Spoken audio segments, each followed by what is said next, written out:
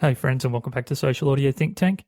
This is part one of a conversation with Adam Ryan from InAllAirness, a really fantastic basketball-related program produced in Australia. So we'll jump in with Adam now. Enjoy the show.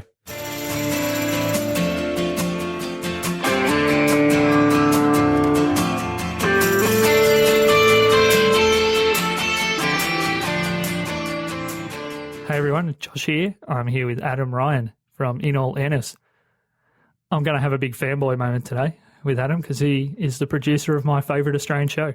So as Social Audio Think Tank isn't a 3-hour show like Joe Rogan or something, where it probably could be today if I had my way, but I'm going to try and keep this as short and as not more anti-fangirlish as possible. So I'll let Adam jump in and tell us about his show, what it is, the fact that it's a sports show, and particularly him being on my show, or our show, Mine and Jackson show, is quite special because there seems to be at times a little bit of a shunning of sports-related shows and more historical sporting-related shows in the podcast about podcasting realm. So I'm excited to have the guy that I consider to be making the best sports show in Australia on Social Audio Think Tank. So that's enough blowing the smoke.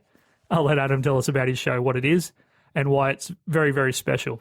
Even within sports, it's a very special idea for a show. So take it away, mate. I'll just sit back and enjoy.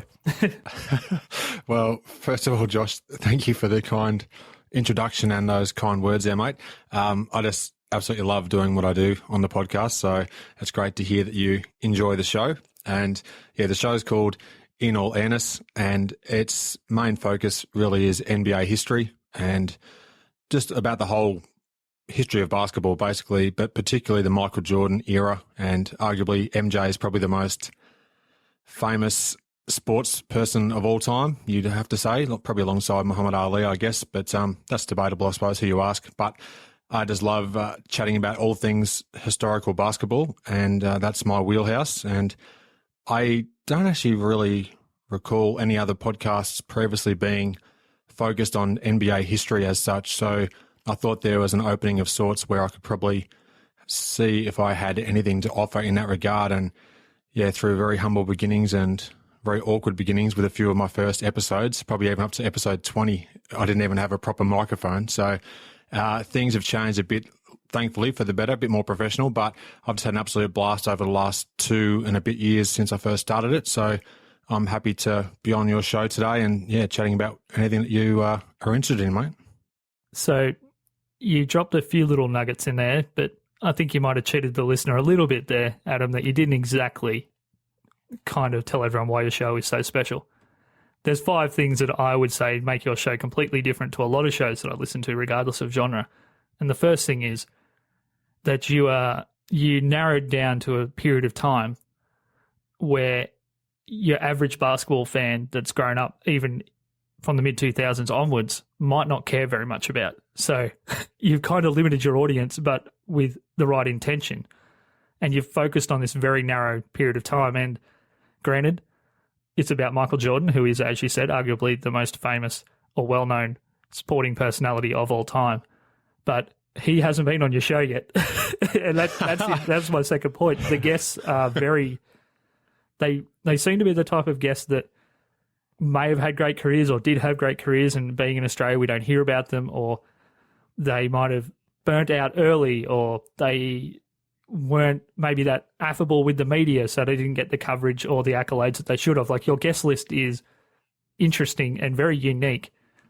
And before I go on and on, I guess, about all the things that I love about the show, the production made a massive jump, which is the third thing on my list of things I love about it, is that you realise that you're onto something special. At least it sounded like that to a listener. You're like, hey, I've really got something cool going on here.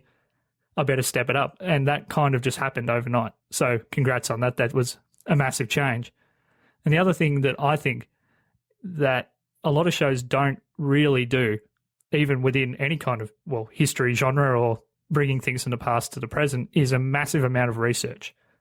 Like, there have been guests on your show that are surprised by how well you know about them, like how much you know about them. Like, they're actually shocked that you know the minutiae of every little detail around certain trades and things that happened in their careers. And you're actually kind of, in a way, it sounds like you're kind of refreshing their memory for them. Is that something you even thought was going to happen? Like, No, you make a good point there, mate, because I love to, because these guys go out of their way to give me the time of day to even have a chance to speak with them in the first place. I want to make sure that I have as good an understanding of their career and definitely refresh myself with what they did over their playing days before we have a chance to chat, so that wherever the conversation may lead, even though I might have an outline of what I hope to chat to them about, I pretty much will know a broad spectrum of different topics that we could possibly chat about depending on where they take it based on their answers. So thanks very much for, first of all, saying about the amount of research, because I really pride myself on the fact that I love to drill down into these guys' careers. And you're correct as well in saying that it's a very niche podcast audience, because it's really focusing on a particular period of time, which I think is the best period of time in NBA history, but I'm obviously very biased. But yeah, I really absolutely love doing it. And if there was a way that I could do this 24/7, then I'd certainly do it, because the episodes come out somewhat sporadically. I try to keep within a fortnightly-ish release schedule, but it doesn't always happen that way, because real life happens to get in the road. But yeah, I just love doing it, mate. Maybe to flesh out what I was talking about with the guest list, did you just want to let the listeners know a few names? They might not be recognisable names, but maybe a few things about a few of the better interviews you've had, or the ones you've really felt most proud of, so people can go away and have a listen to what a show sounds like when you actually blow away your own guests with the amount of research that you're doing and your passion for the subject. Like there was one, I think it was, is it Jeff Rutland? Yeah, Jeff Rutland, yep. That was not just one of your best shows, but that's one of the most surprisingly honest podcast episodes of anyone's I've ever heard. Like, I don't know how you felt listening to that, but he appeared to be incredibly comfortable with you to tell you things that I don't think that he would have talked about at length, at least in the media, for a long time. Is that something you were surprised by, just how much these guys are opening up to you, like just with personal details and their own stories? Yeah, definitely. I still can't believe it, even thinking back about some of the guys I've chatted to. And I'm just quickly logging in now to have a look at my list of episodes just to refresh myself with some of the names I've chatted to, because the first episode was in around, I think it was late October or early November of 2013, and that was with Bill Wennington, who's a former NBA champion of the Chicago Bulls, and a majority of these guests have some sort of link in one way or another back to Michael Jordan, or at least that era of hoops. Now, I have chatted to one of the top 50 NBA players of all time, Rick Barry. That was awesome. Yeah. Yeah, so thank you. That was awesome to have him on the show. So I've had a couple of guys who've crossed over a little bit into the Jordan era, but a few that just missed out on being part of playing against or with Jordan. But Rick Barry was one of those guys, but he was one of the most interesting conversations that I've had. And I'm really stunned sometimes that these guys give me the amount of time that they do. Like one of the episodes was with a guy named Jim McIlvaine, who played during the Jordan era, but he chatted to me for about 2.5 hours total, and it edited down into about 2 hours, and I had to make it a 2-part episode because it was just so lengthy. So these sort of things I didn't expect to happen, and I'm having a look now at some of the guys I've chatted to. You'll probably, or some of the listeners may be familiar with some of the names. Christian Laettner, who played on the Dream Team in 1992 with Jordan and all the other NBA greats. He was the only college player on that roster. And I've chatted to, in terms of Australian players, I've had the great Andrew Gaze, Luke Longley and Mark Bradkey, arguably 3 of the top 5 Australian players ever. They've all been guests on the show, which is fantastic. And a couple of them, Longley and Gaze, were on in the first 5 episodes. So that was surprising that I even got the time of day from these guys, and I've been forever thankful going forward. So other NBA guys I've had, Kenny Anderson, who is a big-time player with the in New York City, and he played at Georgia Tech in college. He had a great college career, turned pro after a couple of years. And I've just had a really interesting mix, I guess, of guys across the board, and some are high profile, others are more journeyman sort of players, and then have had everywhere in between. All-star players, Hall of Famers, guys that just made the league but had a great college career. I mean, yeah, just a whole spectrum of different personalities and points of view, and all have tasted success at one way or another at almost the highest level. So it's been a fascinating look even just for me as a host to have a chance to speak to these guys. Just regarding the guest list, obviously they're all elite players playing in a globalized sport at the top level. So everyone you've talked to at some point has been one of, within their particular period of time, one of the, let's say, 500 best basketball players on the planet.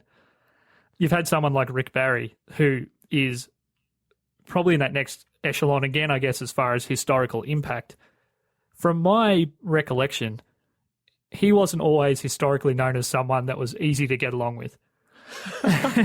You're spot on, mate. He was notorious for being quite abrasive to a lot of people throughout his career and beyond. Yeah. So how did you feel with someone like Andrew Gaze, who he seems like the kind of guy that you could walk up to and have a conversation with and he wouldn't just blow you off, even though he's one of the most famous athletes in our country? He's someone that seems like you could, if you manage to get him on the podcast, he's going to be a great guest. He's done media. He likes the media. Because that's kind of like, that's how those guys are approached. When someone wants to talk to an athlete or someone in a high position, or I'm assuming that they're probably treating you a little bit like you're the media. So how was the Rick Barry thing? Were you more nervous talking to him than maybe normal just because of reputation? Or Yeah, I was petrified, mate. Absolutely petrified. But when I called him, and like in the first instance, I dropped him an email because I came across his email address somewhere online. I think he had a brand of shoe that he put his name to, and it had a contact detail on there. So I thought, oh, well, why not? I'll drop him a message, give him a bit of background about what I have done and who I've spoken to in the past. And then probably inside of 24 hours, he had replied. Within about 3 days, he'd given me his Skype details and some times he was available to chat, and then said, here, give me a ring during one of these times. And I was just stunned that, first of all, he said yes, and then it happened in a matter of probably 3-4 days from when I first reached out to him. So I went into super SWAT mode, and I was just researching everything I could to do with his career. And again, I just had a whole background document that I work out for every guest I have on the show, and I just break it down chronologically. So I know roughly they did this at this part of their career. They went traded to here. They signed up with this team. They did this particular incident happened, whatever it may be. And before we even get the official discussion going, I always say to them, feel free to say anything that you wish. And then after you've said it, if you think that you want to take it back or you'd prefer me to leave something out after you've talked about it, just say the word and I'll just edit it out of the conversation. So I try to put them at ease before a conversation even begins. I think the fact that I'm also Australian also helped a fair bit, because I guess I don't always speak to somebody with a different sort of background and approach to all the other media people I've chatted to, because I'm by no way do I consider myself anything to do with the media officially, but I primarily started the podcast because I didn't think there was anything like it in the world of podcasting, and I was a massive podcast fan at the time, where I thought, well, stuff it, why don't I try and start my own one? And that was pretty naive, because it took me a good 20 or more episodes to even work out what I was doing, but at least microphone-wise and recording-wise. But for a majority of the guests, the quality of the audio at their end's been pretty good, because it's just come straight via Skype, which has been mostly good quality audio. But yeah, it's just been crazy, and I'm very appreciative of the time that these guests give to me. And more often than not, the episodes will go for 30, 45 minutes minimum, even an hour or more. And as you said, Andrew Gaze, that was about an hour 40, hour 45. And the only reason he had to end the conversation is because he had to go and coach somewhere in Melbourne that night. So he had to end it because of that. So yeah, it's quite mind-boggling. And even one other quick thing, Andrew Gaze then recommended me to Luke Longley as far as someone to chat with. So that's the reason why Longley was my next guest, because he just said towards the end of our chat, which I edited out, he said, if you wanted to chat with Luke, I can help connect you. So within a few days of that, I was in touch with Luke, and my mind was almost completely blown at that stage, because within the first 5 episodes of the show, I've talked to 2 of Australia's greatest ever basketballers. So it's pretty crazy, mate.